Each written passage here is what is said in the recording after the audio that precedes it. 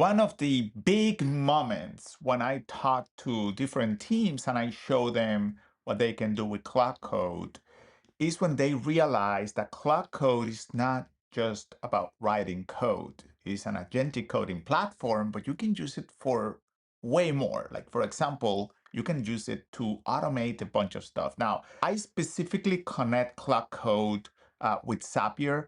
Zapier provides most of the connections with the rest of the world. And I've been a Zapier user for a long, long time, way before AI, because they are very reliable. By the way, Zapier is sponsoring this post, and today I want to show you a couple things. So number one, the Zapier MCP server, and number two, their newly released SDK. So hopefully, by the end of this video, you will understand, one, when to use one or the other, and two, we're going to work together on a very simple automation using the SDK. You'll see how simple it is. Now, let me show you this. Let me go here to my computer, and I'm going to show you one example automation that I have with Zapier. In this case, is a workflow that runs every time I publish a post from social media.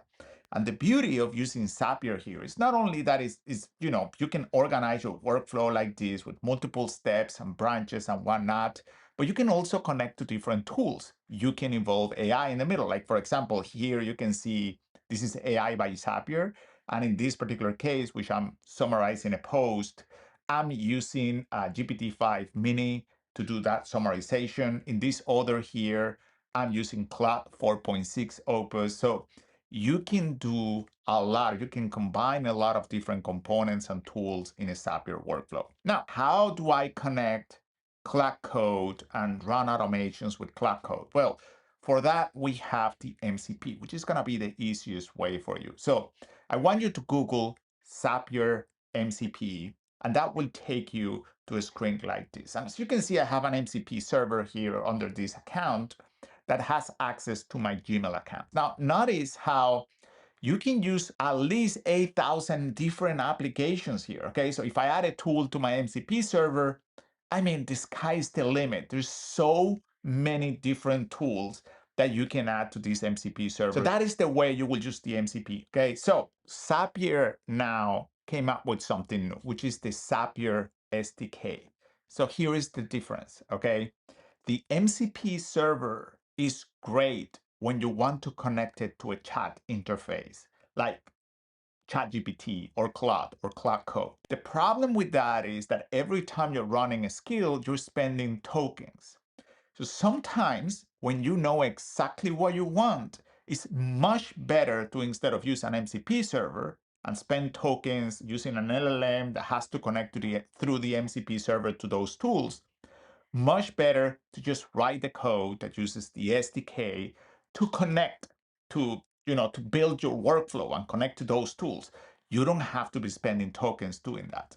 So the way you start using the SDK is very, very simple. I did some of these steps already, but I'm going to show you. You go here to the quick start, and this will tell you how to set up the SDK. And it's nice from them that they are offering two ways of doing it. The first way is just a prompt that you can run within Claude Code for Claude Code to configure everything. Now, in my case, I went down and I, run all of the commands and I installed the SDK skill. So I'm going to go here to my terminal and I'm going to say, do you have access to the Zapier SDK? So yes, the Zapier SDK skill is loaded successfully. Okay, so that's awesome. So here is the first thing that I'm going to try to do. Okay, so create a script.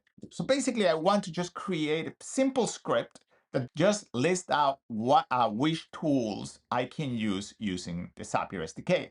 Okay, so it finished the script. I ran it, and as you can see here, I have 6 connected applications: Stripe, Gmail, Anthropic, ChatGPT, Google Sheets, and Typholy. Okay, so those are the connections that I have on my Zapier account.